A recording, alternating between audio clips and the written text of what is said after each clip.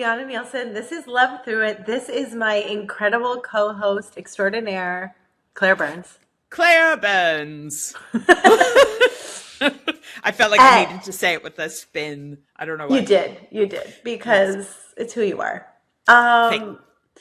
This is a funny little transition because welcome back if you know us, loved us, joined us before. Absolutely. And welcome if you are new. If you are new, this used to be a health and wellness centered podcast where I, a former actor and comedian turned health coach, interviewed people in the health and wellness industry and shared my tips of being in that industry for over 10 years. And Claire, supported me in that. Absolutely. We have a great history. We met. Do you remember what year we met on set at that New Yorker Absolutely video? Not. Me neither. Well, all I know, it was way before times. Yeah, I was in my 20s. For the pandemic. Yeah. I mean, it had to have been maybe 2017, 18? Yeah. Around there. It was a long time ago. It was awesome. And I remember Claire was sort of the main role in this comedic video it went on like the New Yorker website, wasn't it? In the Shouts and Murmurs. I can't believe I remember this. Sure. And you were so funny and commanding. And I was like, who is this woman? I had been invited in and it was a lot of fun and we chatted a little bit. And then I just would see you around the comedy water cooler in New York City, right? Yes.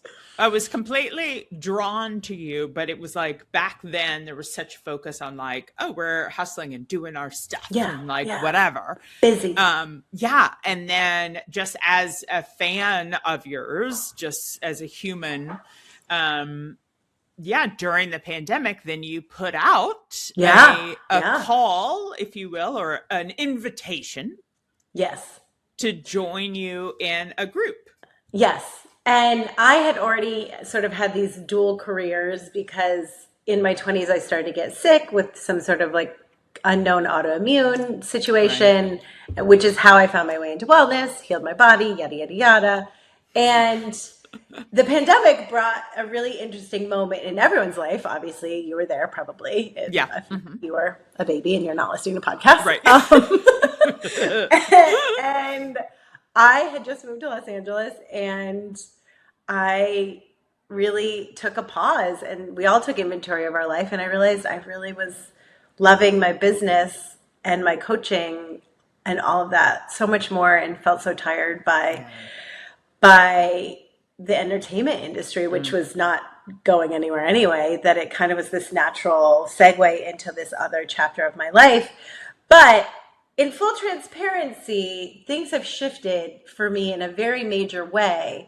Yes. And it's so beautiful that you and I are in this journey together because before, at that time, I was not as conscious.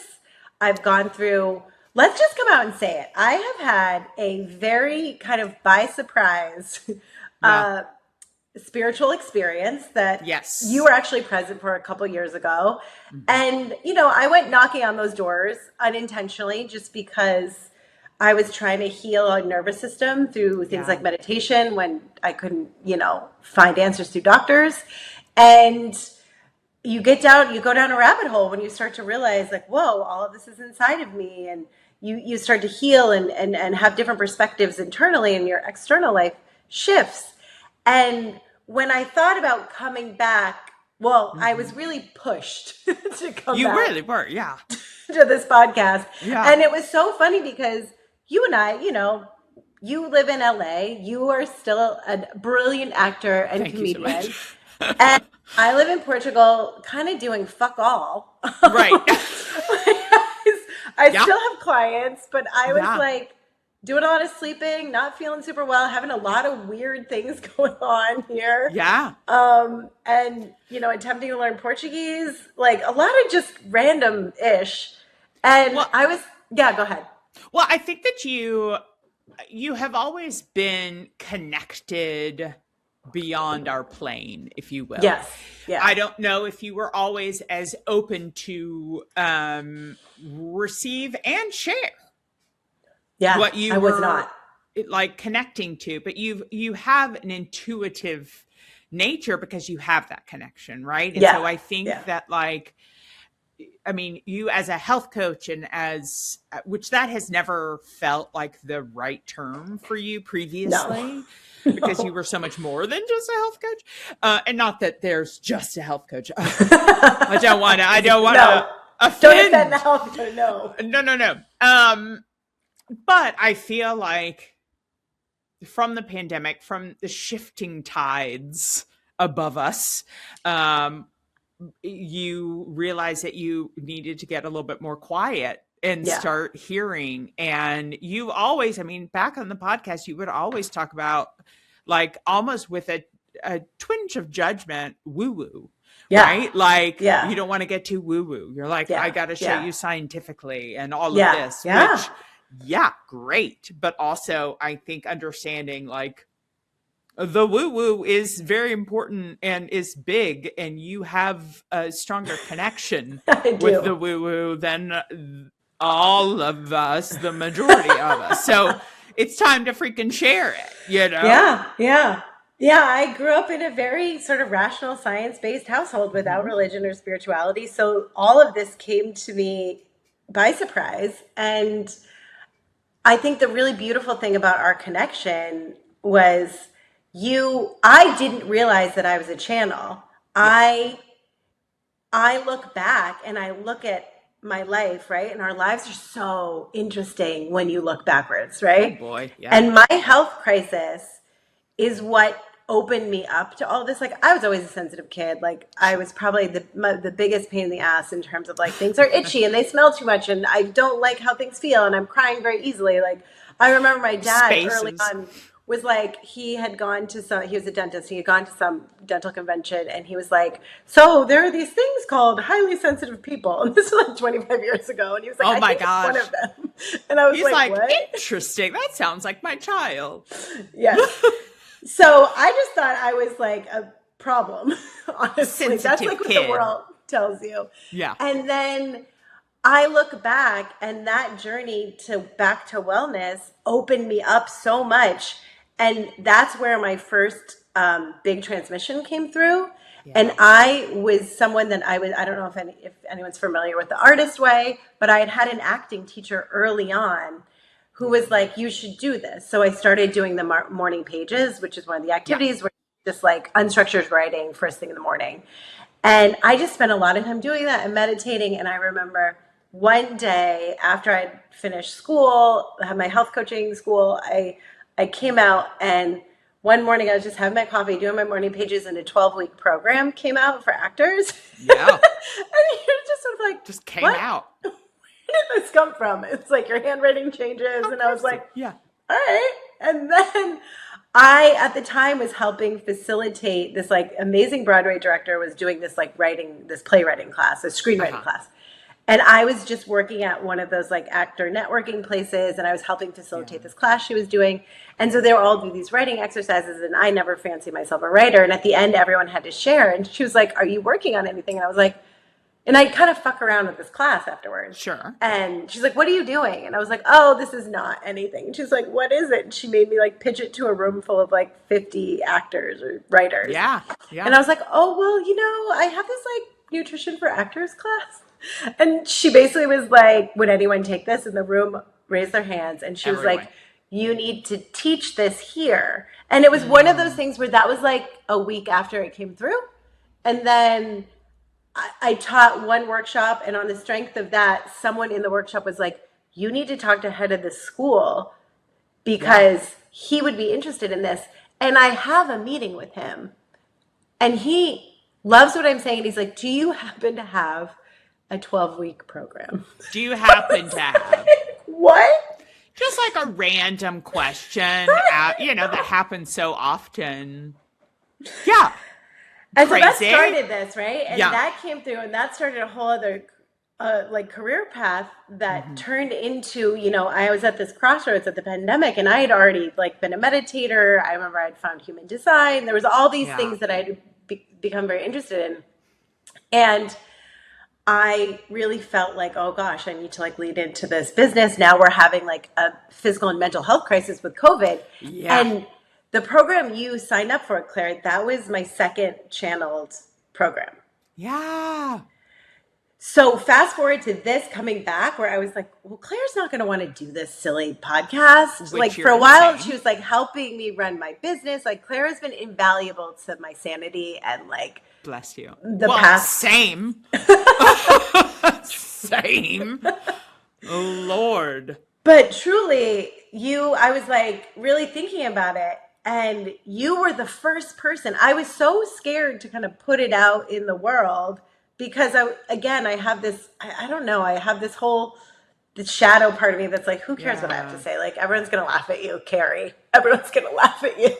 No pig's blood on my head, please. Please. Yeah, there's such a hesitation that you have because I think you were doubting something that was coming through without scientific evidence. Right. And without a certificate or whatever. Knew. Yeah. I wanted to combine everything that I had learned about the microbiome, about mental health, about diet, about blood sugar and, hormones with all of the meditation and the like quiet spirituality that I had used to help heal myself. Yeah. So it was this really interesting culmination of everything I was excited about. And I was like, are people going to think this is weird? And it was so beautifully successful. And it was such a highlight of my life that I felt like it was one of those moments where you look back at your life and you're like, this is why I did everything I did, right? Yeah. Like the acting helped and the getting sick and the this and my childhood and it was so like, I finally found my thing. And I always felt like I hadn't figured out what my thing was. And I was like, this is my thing. And then I feel like at the height of it, here I was, I ended up living in the UK. I'm all over the place. Claire's there to like, you were like from the get. And this is like, if you're not into human design, I apologize, but Claire is a projector, which is like the person you want on your team. And as a client, you came to me after a year or something and you're like, this is how you can actually do this better. And I was like, I did. It was really, that was weird for me because that was before I even knew about human design, I want to say. But I think probably. It was, it's like, okay, I'm realizing, and again, but I felt like we had created a friendship relationship that I was comfortable enough to say, but I was like, I'm not learning this in a way that like I could learn this better when we were talking about the science and the whatever. And I was like, I think she's open to me sharing. And I think I'm confident enough to share this. Yes. Like, and so that's when I was like, hi, I need visual help with this. And so then that's kind of when we started talking about, sharing what you had versus just receiving it as a patient, client, recipient, whatever it is. So I basically was like, I need help. I can't do this on my own. Like, please come work for me. And that turned into a podcast and so many things. Yeah. But fast forward, I'm such a seeker. I'm on this journey. I love to meditate. I got right before the pandemic, I had this huge shift in my life where I realized I had gotten to a certain point using my brain, which is what we're taught to do with, culture, society, right? And my heart was no longer aligned with my life and I felt really lost. Yeah. And I remember I kind of jumped off a cliff, set off a bomb in my life and started to go really trust my gut and my heart and just really kind of let go. And that in itself was kind of like a big spiritual moment. But it was really wild because I found myself doing all of these things that made no rational sense, but felt good. And I would be like, oh God, this is irresponsible. And I'd do it. And every time I would be caught or guided or the right person would show up or I'd make more money. And I was like, this is crazy, but okay. Yeah. And it got so strong that all of a sudden I was like moving to Portugal on a vibe. Legit. On a full vibe. I was like, it feels good here. I should live here now. Yeah. Well, to your credit, you lived a bunch of places. You were traveling a bunch. And so you connected with it in a way that was needed so that it could call to you. It did. It called me. And tell you to come. And you know what's so funny? I would say most of my friends here, when you ask them why they moved here, they're like, I don't know. I just like had the feeling that I needed to live here. So there is something about the land here. Like Portugal is really interesting.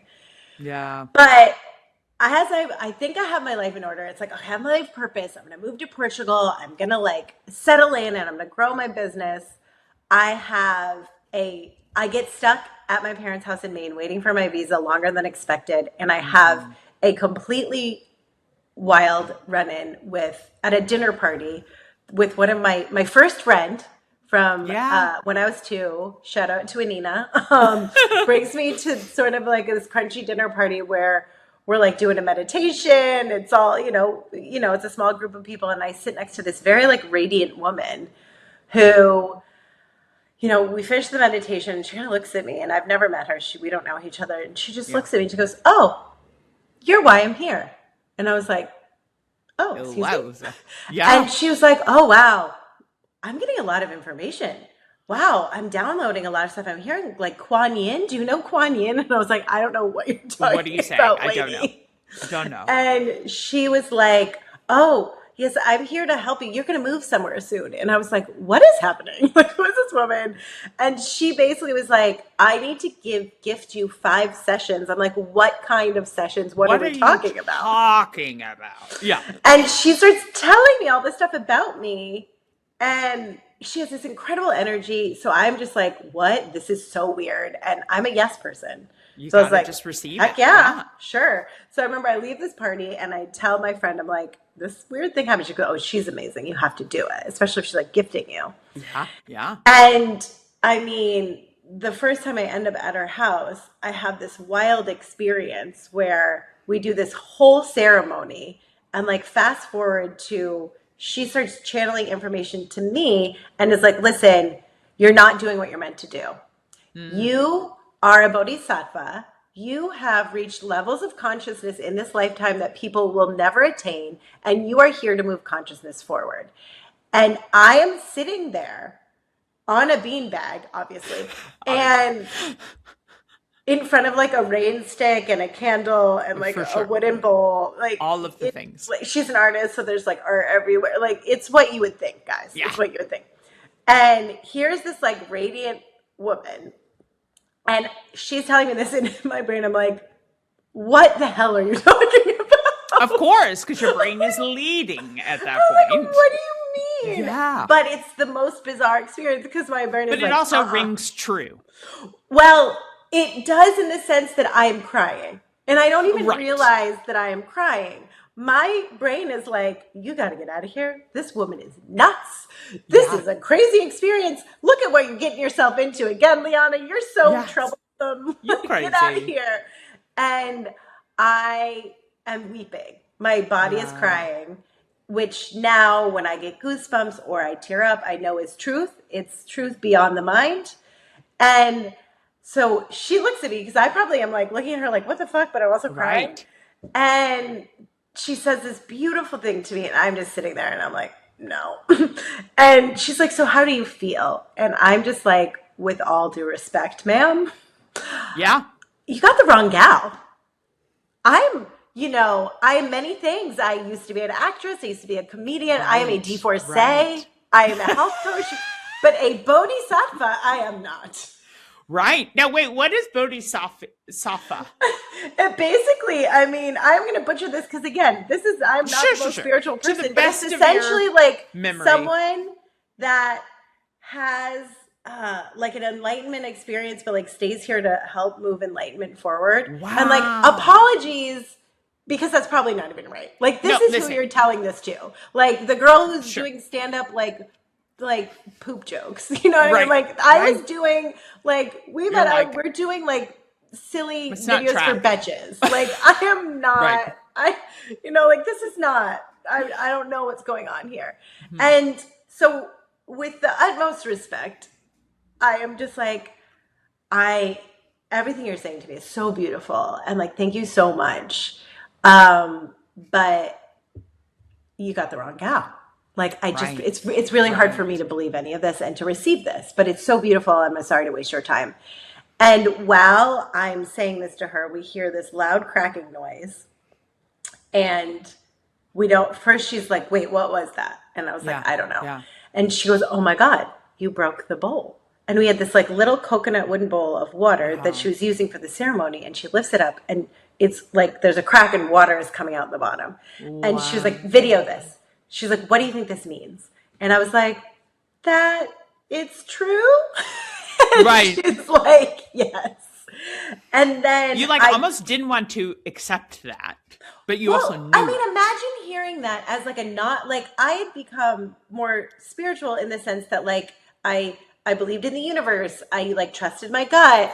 You know what I mean? I had done different things, but like I was not like a real big spiritual person. You know, I still was like, I'm going to, help people with their bodies and science. And, I'm going to move to Portugal and meet a nice guy and have a baby. And like, that's it, like whatever. Yeah.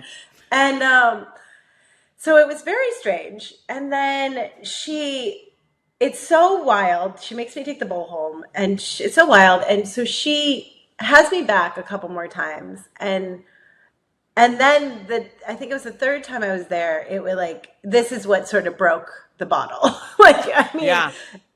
She opens the door and is like, there are energies here for you. And again, in the past, I would have run away, but I was like, sure, okay, whatever. Like, I don't know. I just say yes to shit. Sure. Yeah, you got it. And she's like, okay, I'm going to lead you through a meditation. And whenever you feel stuck, ask for help from the energies, like quietly. Mm-hmm. So she leads me into I lay down again on this massive beanbag, very comfortable, by the way. Yes. Okay, nice. And she is like, okay, like leading me into this meditation, no breath work, nothing else. And I first noticed a tension in my heart, like some anxiety. Yeah. And I'm an anxious person again, which is why I got into meditation, because I was quite anxious. And I asked for things to be released. And it was like my heart just like blew open. And it was like this really massive experience of love that was overwhelming. Yeah. And then I was feeling this just like relaxed love state, but I was still feeling a lot of tension in my body. So I asked again. And I got this visual of all of the cells in my body turning on like Christmas lights and like fading. And then I was out of my body. Like I was not aware of my body anymore. I was just in this like state of love. And then the only thing that was sort of tethering me to me was my brain. It felt like there was like a real rigidity of my mind, not allowing me to have this full experience. So I ask a third time, and then it's like, Lianna does not exist anymore as a person. And I am just in a bliss state, which feels like eternity. And then I eventually hear her voice, and I don't want to come back because it was like I saw behind the curtain. Mm-hmm. This is not this isn't it. Like there's so much more beyond this, and it's so beautiful. And I'd never felt, it was just like the most love and beauty you've ever felt times a million. Like there was nothing in my earthly experience that had me feel anything close to that. So I didn't want to go back. I was like, this is incredible.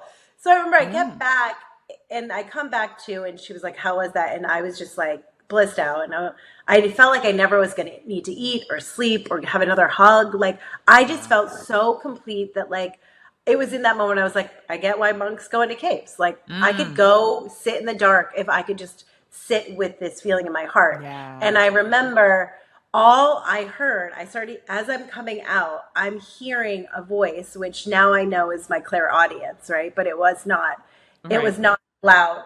That was like probably some of the first introductions to it that was saying like, remember, it's all inside you. It's all inside you. Like that's the thing you must take with you. So I moved to Portugal and like, I don't want to do anything anymore because I know that there's nothing outside of me that actually matters. It's all inside of you. Like truly, It was like literal. Right. And it also like, I was a very motivated person before, and I really believed in everything that I was teaching and helping people with, which I still do to a degree. Right. But it was so interesting. And before I left, this woman who was a shaman, who was incredible, who has since passed and is like one of my guides and just an incredible energy in my life, she was like, listen, everything's going to fall apart. Like, you're not meant to do what you're doing. Like, it's all going to disappear. Yeah. And within like 6 months of living here, it disappeared.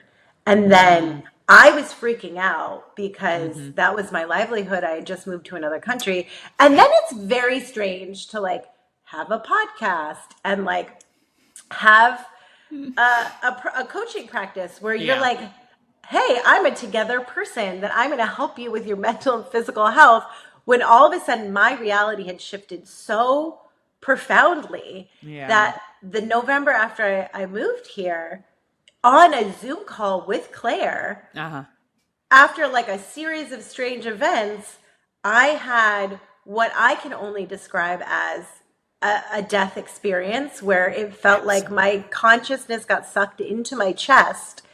And I felt the most amount of physical and emotional pain I've ever felt in my whole life.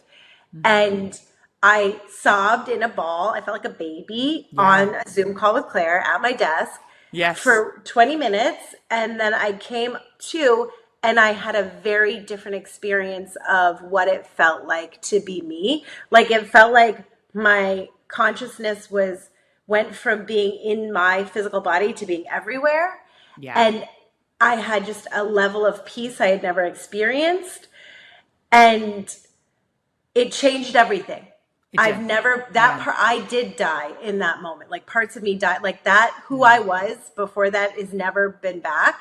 And it was really sad. It was a really sad thing because I had to learn how to eat again. My body changed. What I liked changed. Everything changed. I slept for a week. I didn't eat. I didn't poop. Like, it was bizarre. I had to learn. But before I go further, what was that like for you? Like, I know you had watched me go, like, you had known me from my very 3D, very regular person state to knowing me quite intimately and hearing about all of these things. And you're so supportive and open-minded. What was that like to sit across from that experience? You know, I was, while you were talking about it, I was going back to that moment, and I remember, I remember thinking, oh, what does she need from me right now? Like, how can I help? And how can I fix, for a lack of a better term, because I could witness pain, right? So you're like, how can I help and alleviate this?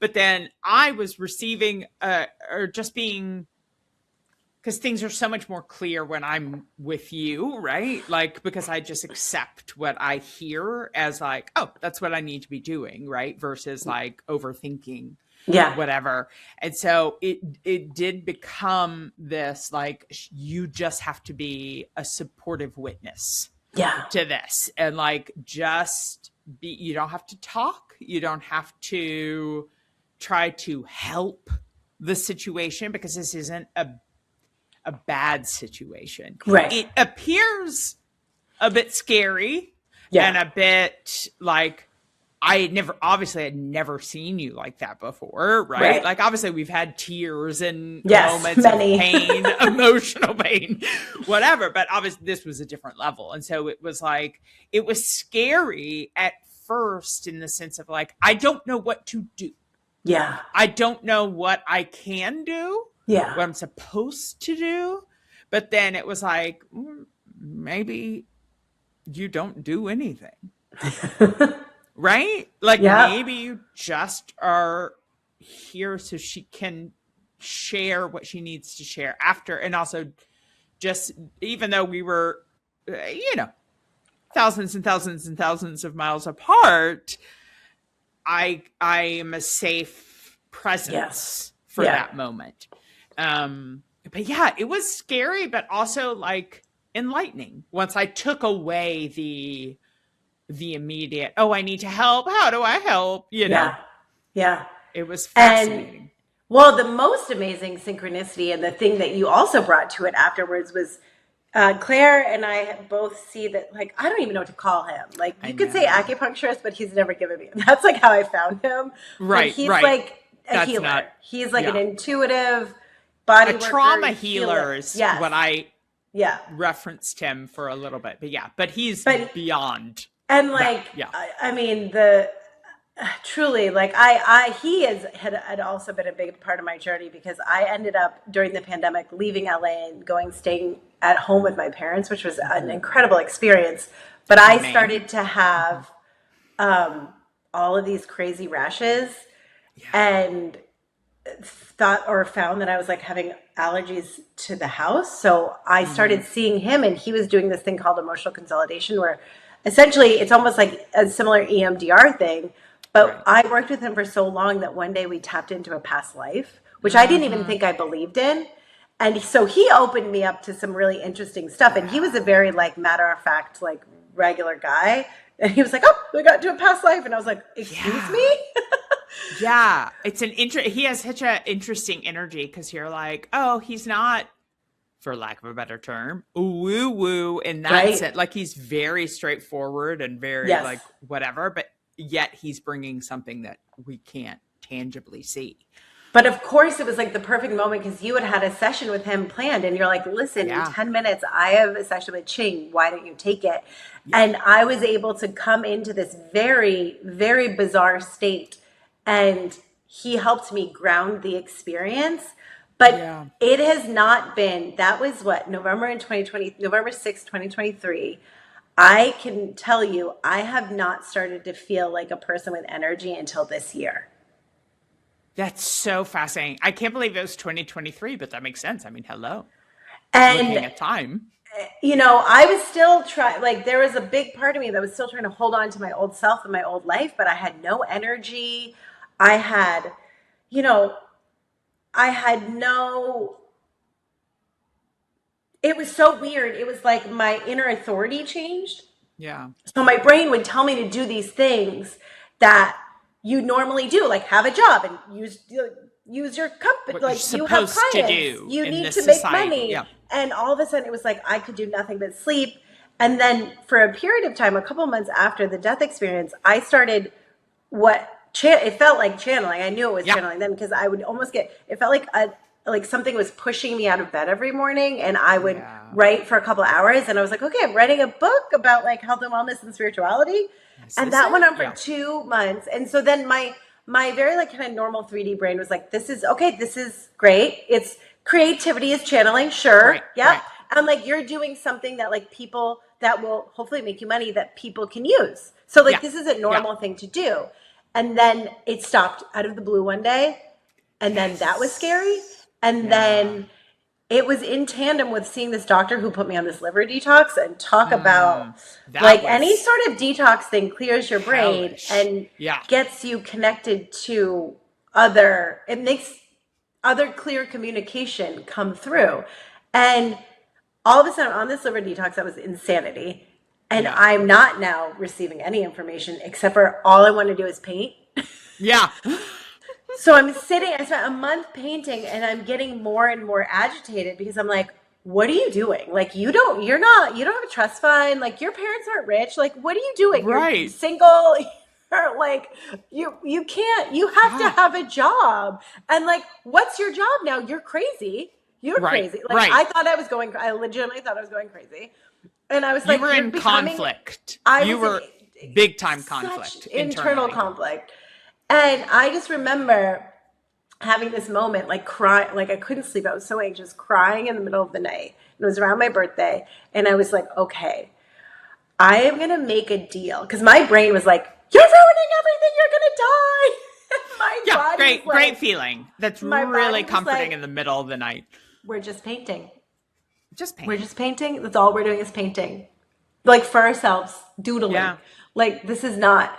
And I remember just like crying in the middle of the night, being like, if there's anything out there, I will give this 2 weeks, and I will tell my brain to stop, and I will trust that I'm meant to be painting and meant to be.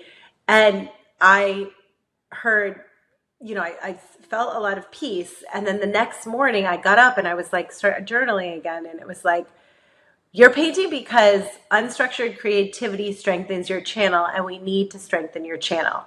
You're not writing the book anymore because you do not know everything that you are meant to teach yet.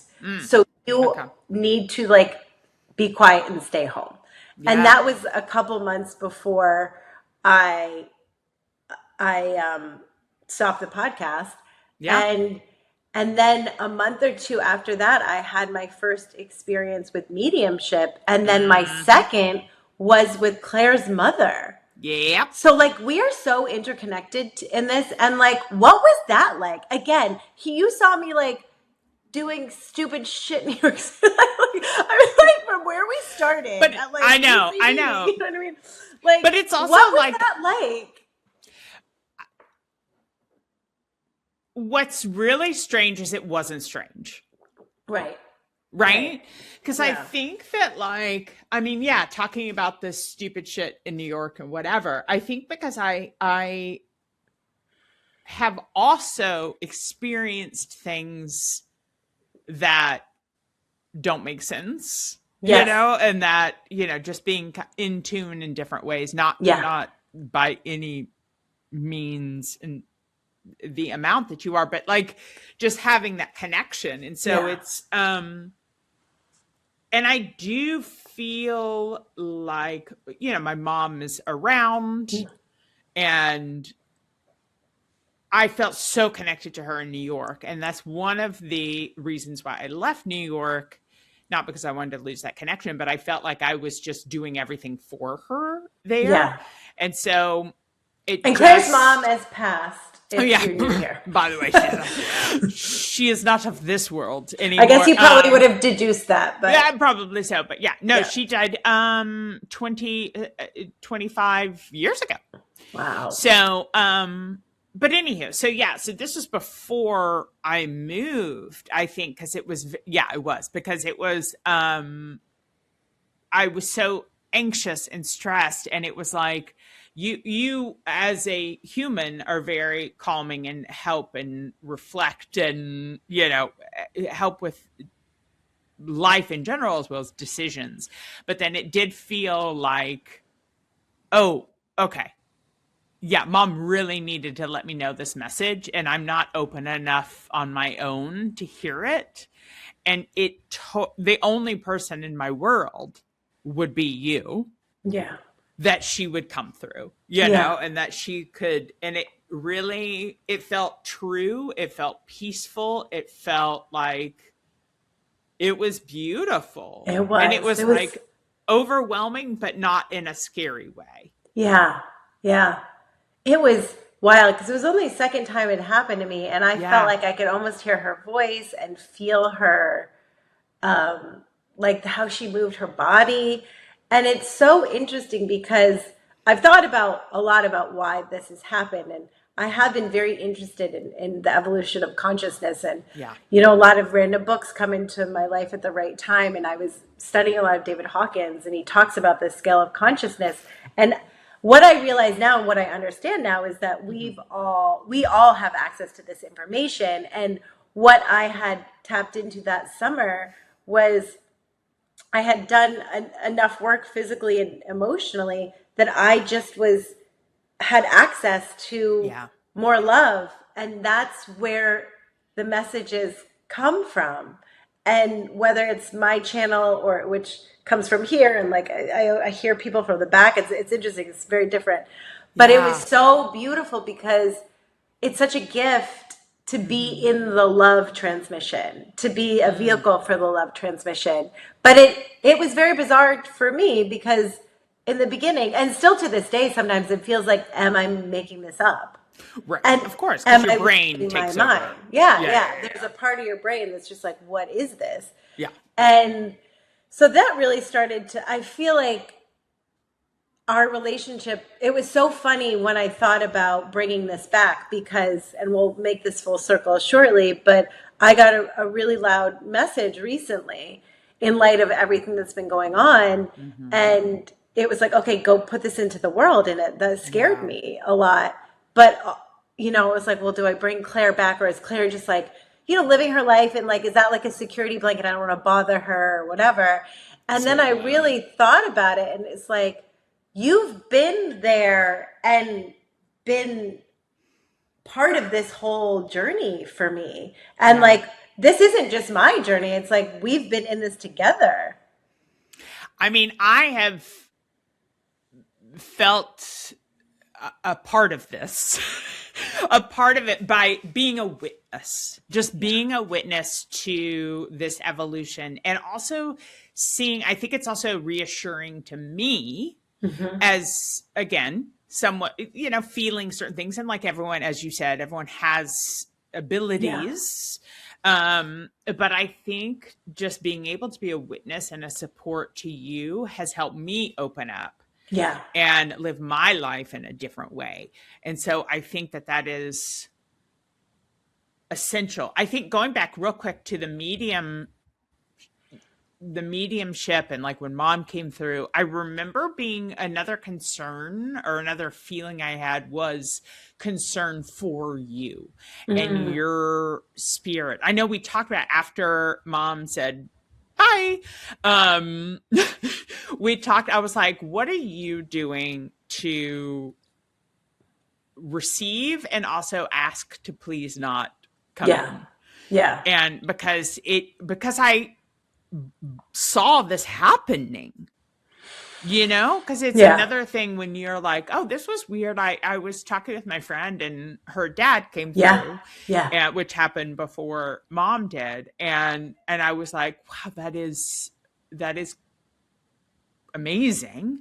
But then when we were just talking and like your eyes kind of darted off and you're like, yeah, your mom, it like, I was a witness to it. And I was like, okay, I need to just make sure that you're okay. And you had already been saying like, oh, I'm only accepting loving energy and all of these, but it really, just being a witness to it has opened up so much for me as well.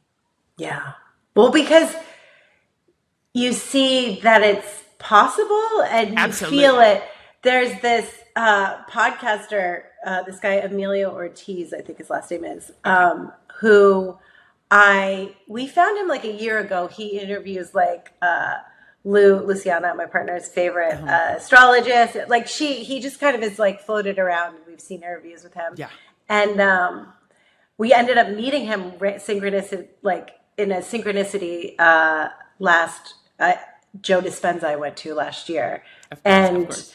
He talks, I love this. I wanted to attribute this to him, but again, I have to give too much backstory. He says, listen with your heart and not with your mind. Mm-hmm. And I think that I've had to really learn that, not just listen, but live with my heart and instead of my mind.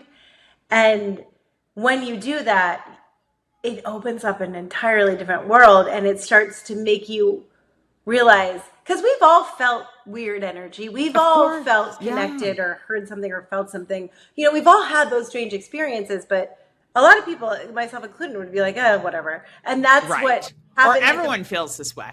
Right. And like, oh, it's kind of crazy, or like it's in my head. Or that's why I didn't even like think for a second when I channeled that first 12-week program. And it was just sort of like, all of a sudden I wrote this whole thing, and then I was like, it was one of those things you look around and you're like, did someone come? Did anyone else see that? And I was like, I just blacked out. Yeah, like, what just happened? It was like full that moment in Old School with Will Ferrell. Right. I'm like, oh my gosh. Who did this? And you're like, well, whatever, this makes sense. I'll just go out and do it, right? And it's like starting to attune to that subtle energy and those subtle messages. And just being a sensitive person and having my body have a very limited ability to deal with things. So I've had to live, a life where I have to take good care of her because she's very specific. And no, for sure. The better, like this whole process has just continued to make me more sensitive to it. But it's so real. And then that was a real interesting thing to come to terms with, because I remember that the end of that summer, I hadn't been home in like a year and a half. I hadn't seen my parents in a while.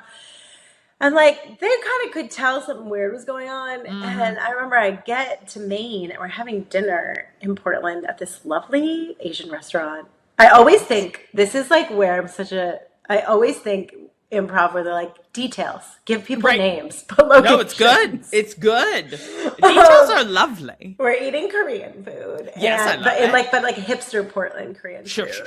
And they're kind of like, what's going on? And like, again, like this is not a family that I like. My parents aren't that way, really. Nor had I ever really been. And I kind of was like, well, let's just rip this Band-Aid off. Because like, I was like, I'm either going crazy or like, I don't know. And I just started telling them, and it was so sweet. My mom immediately was like, absolutely, I believe you. Like, I had a couple of aunts who were gifted. And my dad, who's such like a man of science, but also like an open-minded, empathetic guy. I was about to say, yeah. He was just laughing, and he was like, either you're crazy or brilliant, and I guess we'll find out. Yeah. And I was terrified because I was like, I think I know what this sounds like, and it sounds really wild, but it also really, because they're like, well, what are you going to do with your life? And I was like, I don't know. I was directed to do nothing, and I was directed to stay home. And at one point I got this Akashic Records reading, and they were like, listen, your energy has been taken from you. You're going through this huge evolutionary process to change your vibration, to change you internally. Like, we've taken everything from you, so you just stay home and you go through this process. Like, you work when we tell you. Exactly. It's like you come back when we tell you to come back. And it was so interesting because through that process, it was such like many ego deaths, many shifts in perspective around what. It was so interesting because what I ended up creating or channeling in that second program that you did was like, I really remember, I didn't know quite what the result was going to be, but I remember that first 3-month program that we did. Yeah. At the end, people were saying like, wow, I love myself in a way that I haven't before. Or I found a way to love my body. And I was like, whoa, I like brought this backwards way into self-love. Yeah. And so here I was like, peddling health and wellness, but also self-love. And I believed that, right? And I believed that I had found that. And I believed that that's what I was helping people with. And let me tell you, when you take away, I gained, like, here I was like a health expert. After the death experience, I put on a bunch of weight, like tons of weight. I was having all these weird reactions to everything, including the Schumann resonance, which is the Earth's heartbeat. Like that started happening last year. I found this woman on TikTok who was explaining all these weird symptoms I was having. Like, I wouldn't believe, if you had told me this, I wouldn't believe you. You know what I mean? You're like, but all okay, of a sudden, this is too woo-woo for me. I was literally looking at this chart. We would get new energy, and sometimes, and I would throw up. Like after, like I would see it after the fact. Like that's how my body was all kinds of weird. Like meat was disgusting to me for a while. All of it I wanted to do was eat sugar. And I know how bad sugar was for you. When I cut out sugar, it like healed my gut problems. And then for months, all I wanted to do was like, it just was the most, it turned everything I knew on its head. My body was complete. Everything I had studied, everything I knew was gone. Right. So I had no expertise. My body did not feel like anything I felt good in or was proud of. I had no way of giving back, right? I wasn't doing anything purposeful. And what does society teach you, right?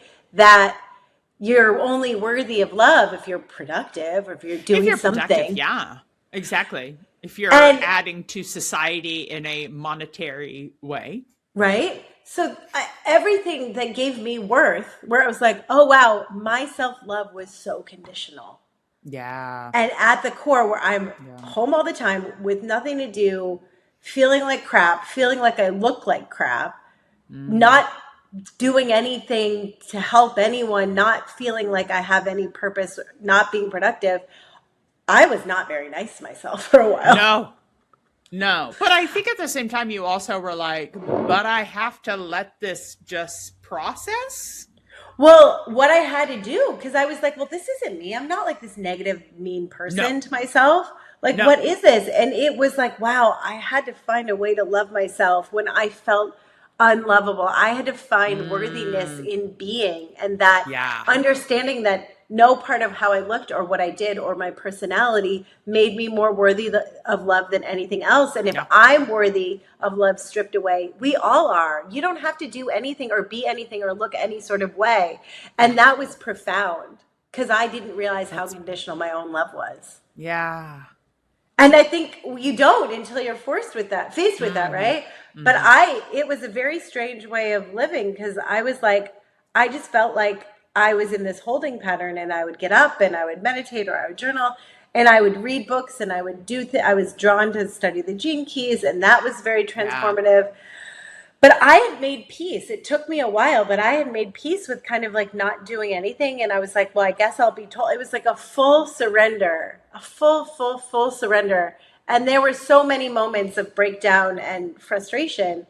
And then it was so interesting because, I moved out of Lisbon. Things changed, things evolved. I ended up right outside Lisbon, just to confirm. You're still in the area. Mm-hmm.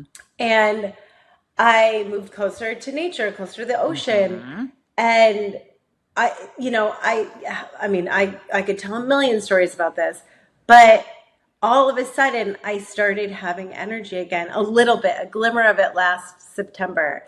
And that's the first time I was like, are we supposed to bring the podcast back? And we were like, I was like, interesting. I don't know what we talk about. Like, I have no purpose doing that. And then I just didn't really have, there's a lot going on. I didn't have the energy. And then at some point I can share about, but I took this insane trip to Egypt at the start of the year. That was very transformative. Yeah. But all of a sudden, and it was sad. Like, the thing that I think people really pedestalize experiences Great like word, I had. by the way. Go ahead. Thank you. They call that out. People really strive, right? And they do ayahuasca, and they go to a million retreats, and everyone wants to have this like evolution of consciousness experience. It's so sad and also hard and shitty, because you see behind the curtain. You see that like everything that you loved, like I will never enjoy a margarita in the same way. I know that like as much as I love a nice handbag or a beautiful dress, none of that brings me the joy. And I spent months and a lot of time actually mourning. We have such a short amount of time, and like when we incarnate on this planet, we have so many options, right? But there's so many beautiful things about being a human. And it just kept coming to me that it felt like everything everyone wants is like right here, and we're looking over here. And because we've been programmed in order to dare I say, capitalism, like we have to want things, which means we have to work to make the money to get them. Avoid things that don't have monetary value, because it's pointless. And there's so much that around, can change everything. Oh my God, everything. And you control your experience of how you react and respond to things so much. And I think if I hadn't gotten sick, I wouldn't have gone down that road. If I hadn't found Joe Dispenza, I wouldn't have gone down that road, because I felt like I needed to heal my nervous system. Well, I did. Everything needed to heal my nervous system. Led to the next thing that needed to happen. Yeah. And when you realize that you can be the source of all of the happiness and beauty, it really kind of shifts your whole reality. Yeah. And it has been bizarre, and it was sad, because I sort of felt like I had lost the shiny, fun parts of me too. Like I had become kind of serious and tired, and like, not that I'm not fun, but it just was like, well, I didn't have a desire to do much. I didn't have much energy. I read a lot of books. I'm pretty quiet. I was kind of like, well, maybe I'm just going to have this sort of like more monkish life. And I had this wild, amazing trip to Egypt where I just felt like all of the energy came back. And I came back, and it was like my personality and then my everything I learned sort of fused. And all of a sudden I had life force, and I had energy, and I had drive, and I had new creative thoughts. It was years. I went years without this. It was so strange. And then it's like the pendulum had to swing so far. And then the Epstein stuff happened. Well, and there we are. Yeah, no, but I think that leads me to a wonderful question. If I do say so myself. So beyond everything that you have shared with like the journey that needed to go on, and the taking a minute, stepping back, the non-doing, the listening. And I definitely want to get into in another episode fully just the Egypt trip alone, because that's its own thing. And that happened over right after New Year's, or in January. Right after. But so if you could condense why you wanted to come back to this, and what it is that drew you back to this. Yes. So I kept having just that intuitive pull that I kept getting these like a little bit hits about it, but I actually didn't. There's a part of me, I didn't, but I didn't. I was scared. I didn't. And, like we all did, right? I fell down the rabbit hole of reading the news and social media when all of this stuff came out. And I am a deeply feeling person, and it rocked me to my core. It was, and I think like as millennials, I've been seeing a lot of funny memes about this, but like we've lived through a lot in terms of big, like I was a freshman in college in Washington, D.C. during 9/11. I had literally just moved out of my home, and all of a sudden it was like, America's not safe. Like I didn't think anything like that could happen, right? That changed how we felt, right? The world felt less safe. And then the pandemic, I mean, what? Like that felt like a movie. Like everything shifted. Everything changed in that moment. Yeah. And then this is by far to me the most horrific shift Epstein. And like what's going on now we're starting a war, like everything. We're not going to go too far into ICE and everything. All of that.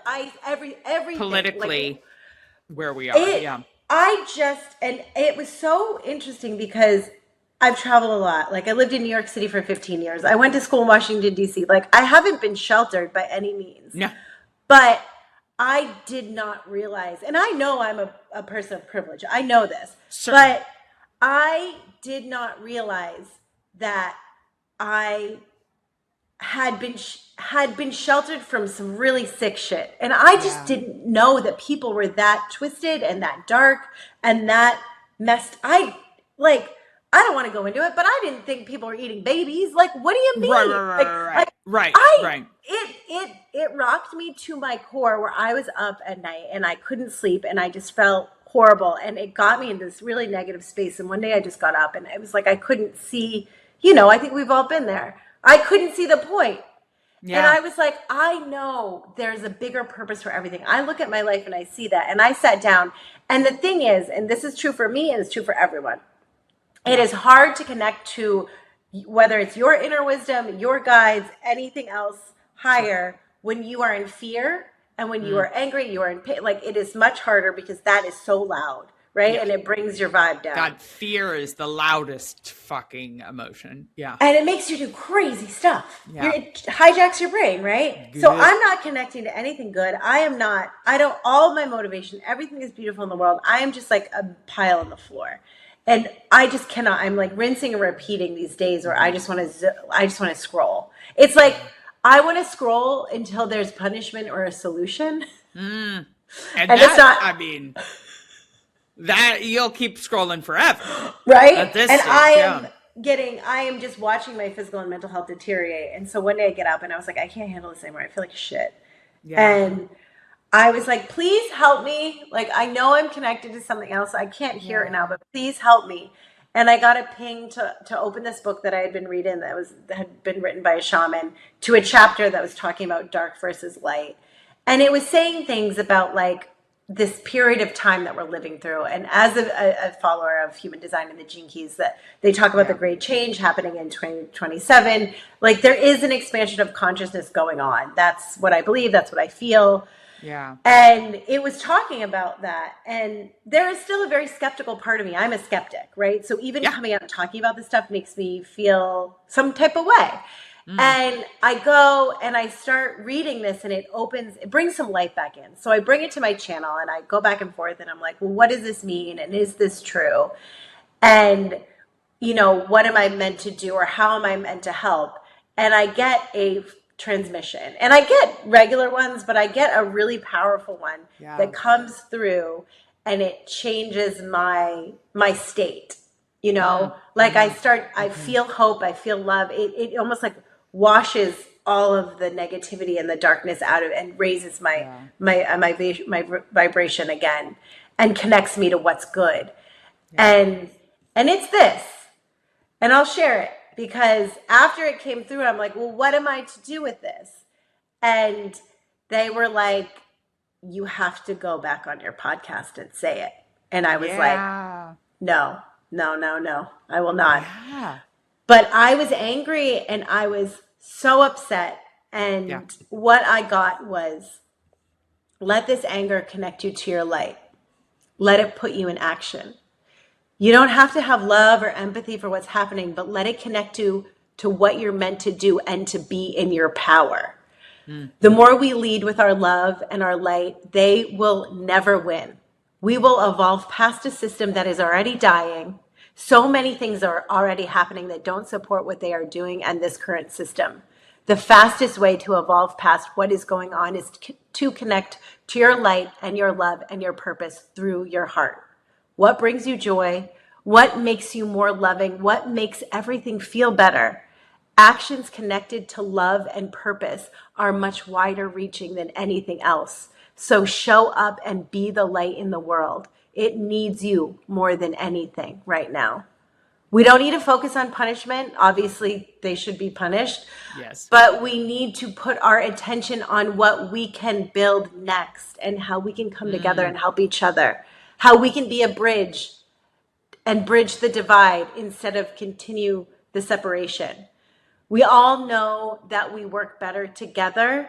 And we all know when you put someone in front of you that is different and you hear their story, you tend to have empathy for them. And that is true about even the most difficult people. We need to come together through love and light and purpose more than ever. That is what will move us forward. Think about what motivates you to move mountains. It's love and joy. And think about how much energy it takes to do something you hate, or with hate in your heart. Whenever you feel stuck or bad, don't settle for that energy. Let it show you where you need to grow next.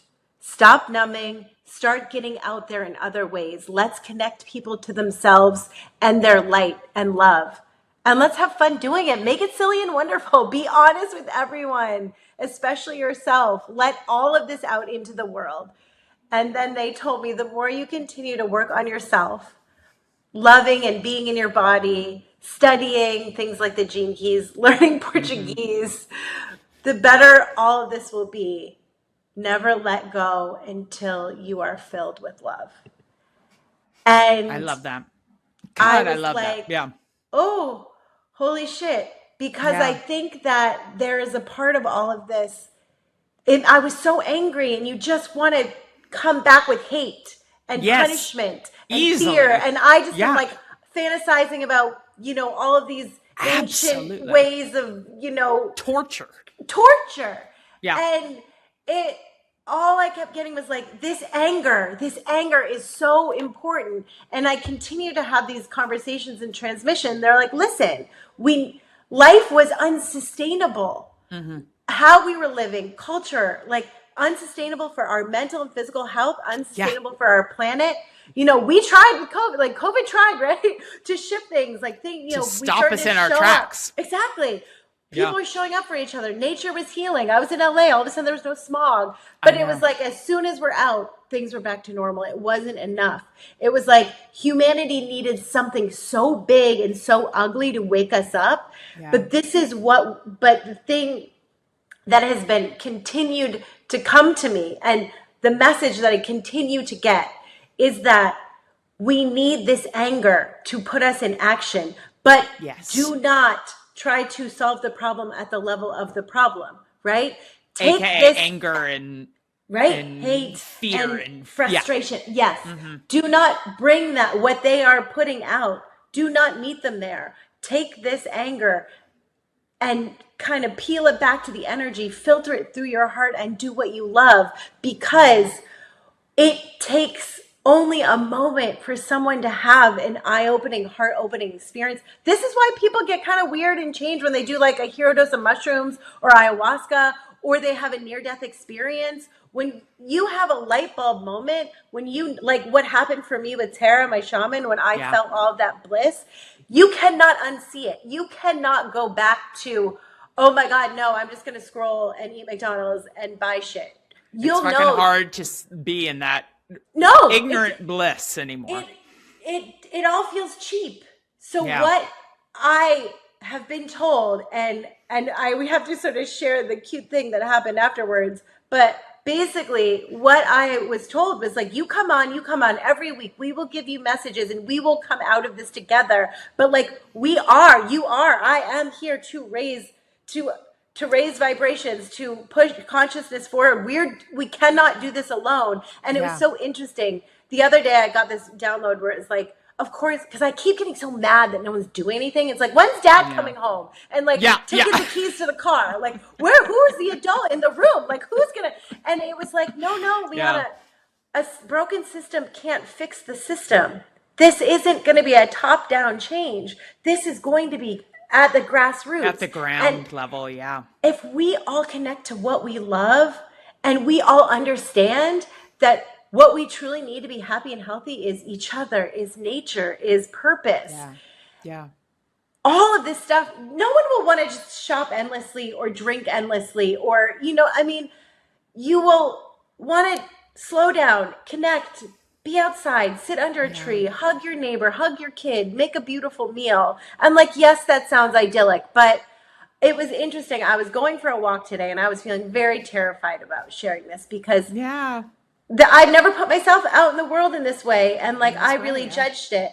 But I looked at my life and I felt, after all of this happened, I felt so like, oh my God, I was so sheltered and I was so silly. And I was like, no, I'm actually the perfect person for this message because, well, I did have, a different kind of childhood. I was raised like by hippies barefoot in Maine, running around and like eating vegetables from my neighbor's farm. Like my dad, if people couldn't afford dentistry, would trade art. He was the first. I remember when we interviewed him here, I didn't know this. He was the first dental clinic in Maine in the 80s to accept AIDS patients. Like I come from those people. So I know beautiful. We are good. Humanity is good. People are good. I come from those people. And I'm not saying I'm better, but I'm saying I've seen it. And all we have to do is remember. I know that each and every one of you have the light, have the gifts, have the connection.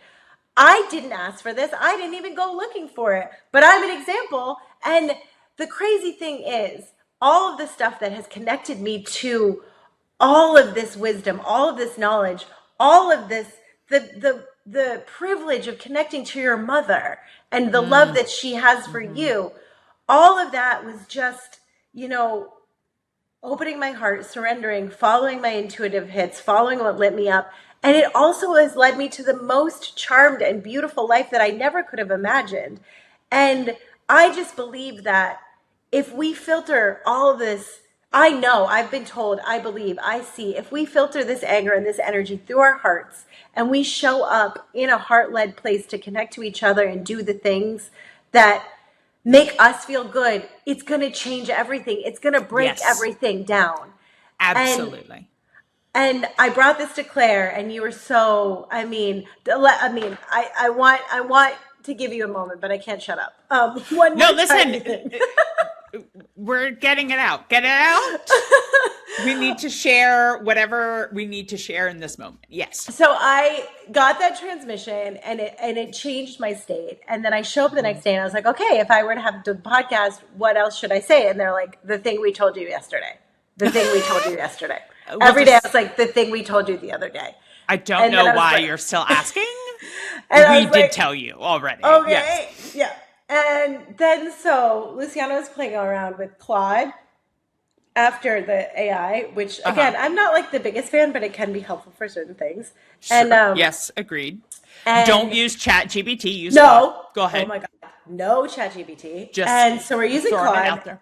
And it was after the Chinese New Year, so we're looking at like our Bazi, like the Chinese New Year chart with our astrology, which again, Bazi. Okay. I didn't know any of these things. I'm not like huge into astrology, but basically she was playing around with why this is a good time, like what this year is for me. And it was all about like putting my voice out there, putting wisdom, this, that, and the other thing. And then it was so funny. And I was like, well, I don't know. I still feel like, is it weird to reach out to Claire? So she puts Claire into Claude, and Claude's like, these are all the reasons why Claire's good. She's a projector. She had like, and then, you know, I got very connected to the fact that like you've been such a part of this awakening for me. And so I'm like hearing the Claude thing, rolling my eyes, and I just say quietly, you know, to the universe, to my guides, whatever, I'm like, okay, if I'm meant to do this and I'm meant to do this with Claire, bring me Claire. We hadn't talked in months. We were not in regular contact. And I was just like, I was continually always thinking about you and wanting to know. We hadn't talked since your Egypt trip, since the new year. But I was just like, I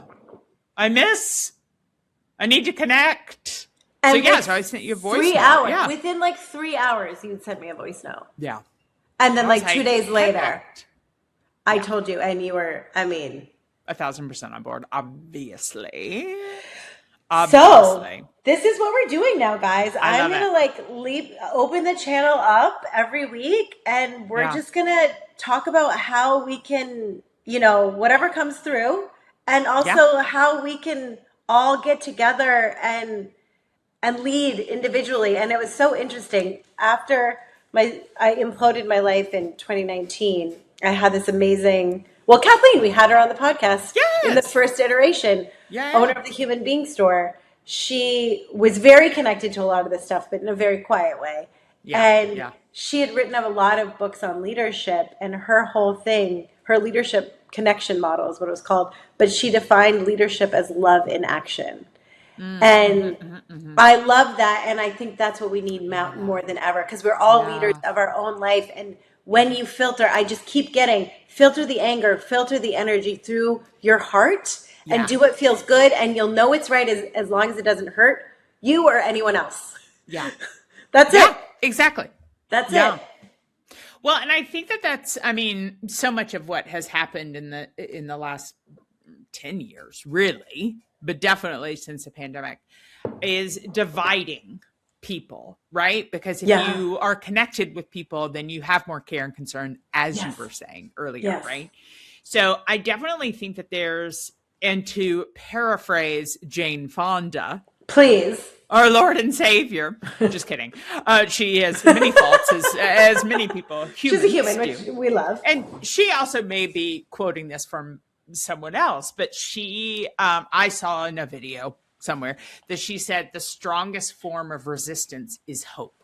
And I think that sharing experiences, sharing downloads that are coming through, and simply sharing and connecting, because I feel like that's a bit of my purpose, is making people feel a little bit less alone, and feeling, and like in a lighthearted way, but also being very real, and you know, but I think that like that will give us strength, including myself, because I feel like if I'm sharing authentically and connecting with people, whether it's actually me responding via text or just connecting by putting out my voice, because Lord knows I'm not good at actual communication, but connecting in that way strengthens me to stand up and help other neighbors and other people, you know, like, so I think that this is as much fun just on a base level. I'm so excited just to be talking to you on a more regular basis and talking about things beyond the entertainment industry in movies and TV, which is all I talk about really on a regular basis, which is, negative, positive. I'm so excited about that, but I also think that it is it's its own protest of sorts. Of like, sharing love and sharing like things that can help each and every one of us. In different ways. Sometimes, you know, we may be talking about something one week that doesn't land for everyone. Yeah. And then other times, but yeah, I feel like even today we've just touched on so many things that, that I'll put in the show notes of like gene keys, human resonance, like all of these things. Cause I know we'll discuss more and more and more, but it's like, there's so many things that are out there that can open our understanding. Yes. That I think will be very interesting, just to touch on them as much or as little as seems fit. Yeah. Yeah. Yeah. I feel so excited and privileged to be here. And I want you all to know that I did not take the decision lightly, and I in no way am anything other than a messenger. And the cool thing is that my biggest hope is that through this, not only do you connect to hope and love, but also to your inner wisdom or higher wisdom. Because I think that's the biggest act of resistance, knowing that you are the leader of your life. You are the one that can create what you want. And, life is going to throw stuff at us, but it's all up to us how we respond and react to it. And I saw something briefly today. Pete Holmes was being interviewed by, I don't remember, some journalist who does meditation stuff. But they were talking about the concept, and again, I will butcher where this comes from, but one spiritual teacher was always talking about saying, yes, thank you, to everything that shows up as a way to like kind of make it weird in your brain and shift how you respond to life. And I love that, right? Because we don't want a delayed flight, but like, yes, thank you, right? Or even if we look at this huge, like, I haven't been as devastated as I was a couple of weeks ago when all of this came out, and then just continued to pile on top with ice and, with what's going on with the World War III, right? Is that what's happening? I mean, come on. And to distract from. Right? Like, it's so insane. Yeah. It's so insane. Yeah. And then at the same time, I was so in despair, and having this conversation with my guides, it was like, listen, the world, this is going to change the world. We need everyone this angry. But if it takes this anger to get people lit up and like connected to what they love and doing the things that they love to do, because God, like people are just doing whatever they want anyway. Yeah. You know what I mean? So like, why aren't you stepping up and saying yes and like putting it out there and opening your heart? And this is by no means am I saying ignore what's going on. It's like, no, lean into who you are more. And, if it's protesting, great. If it's running for local office, great. If it's voting, please, everyone, we need to be voting. If it's, who knows if that does anything? Do we need to? I know. Well, now they're trying to say it's all false. But I mean, even if it's just showing more love to the neighbor. Yes. Yeah. Yeah. Like, in whatever neighbor means, right. And, looking into where you put your money.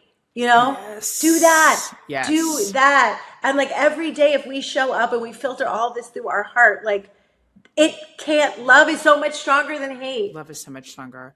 And, I think that there's a word that's continuing to come through right now, and it is, you are not powerless. Mm-hmm. And I think that's those in power want us to feel. Yes. Right?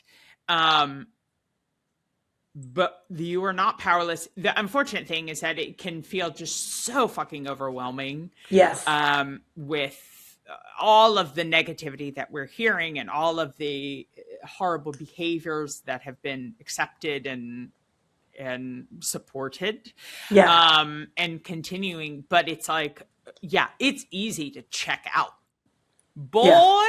And that's what they want, right? Yeah, it's easy to check out and just be like, I can't handle this.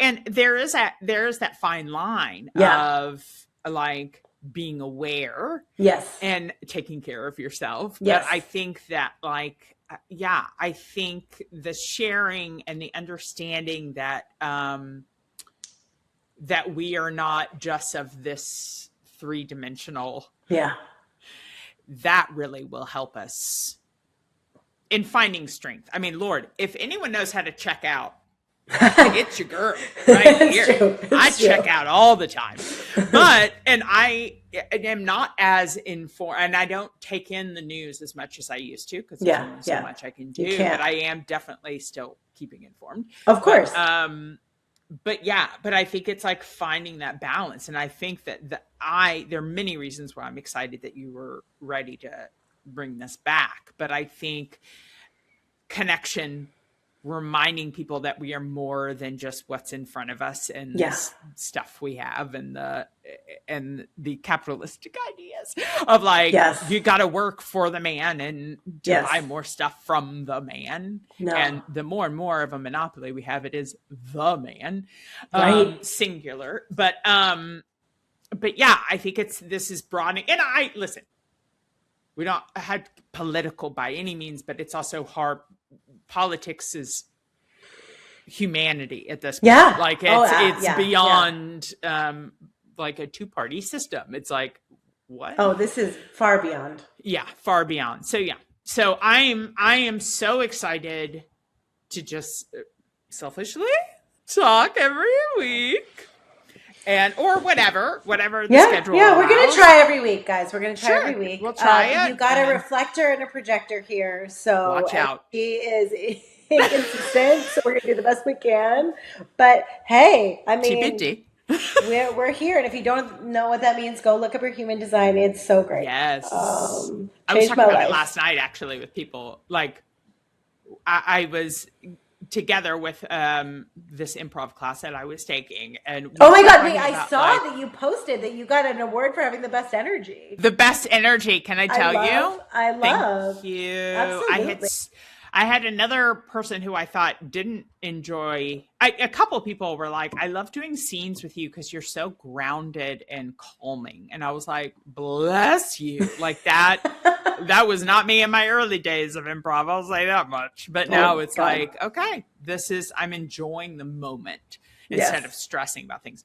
That's a whole other story. But anywho, as we were like leaving, I said, stop it right now. Everybody pull up human design. We have to figure out. I'm like, God, I do this all the time now. But I will link resources for all these. We'll talk more about it for sure. And next time we'll talk about what the hell this year and a half of being in LA and all of that has been. Oh my God. We got to hear what Claire's been doing, because we both have moved. I mean, still within the area that we are, but I mean, you have a new life. Yeah. But also, is it? Listen, blue skies, sunshine, warmth, we love, makes a difference. It makes a huge difference. Although I did miss seeing the snowstorm in New York. That was very romantic. I did miss that a little bit. I know. But also, happy to not have the slushy puddles to walk through. It looked so, there's just like, New York's the best. And like when you're a part of it, it's just sort of like the center of the world. And like we're in it together. And all those funny things that people like skiing and making snowman, you just like, it's like humanity at its best. I know. Place. And like the snowball fights in Central Park. Oh, I love it. Anywho. All right. But also, I love some sunshine. Okay. I love this. I'm very excited. Me too. Very excited. It was so funny. We had this moment of like, oh my God, should we change the name? And I was like, actually, like, this is probably the whole point of this name, of the podcast. Like, if anything is going to save us during this time, it's loving through it. So I will just sign us off with my favorite book, quoting my favorite book, Living with Joy, which I guess it's funny. I'm listening to this other book about channeling because now that's what I'm doing, I guess. This is what you're doing.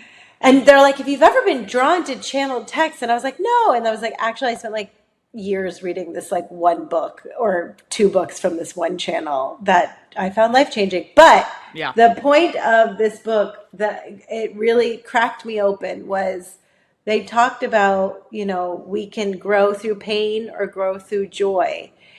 And it's up to us, right? And we have the option when we feel like we want our hearts to close and it's so easy to be numb and to avoid. what if you opened your heart instead a little more and loved through it? So that we're loving through it over here. And here we are. I love it. I'm excited. Thank you. We love you all. See you next week.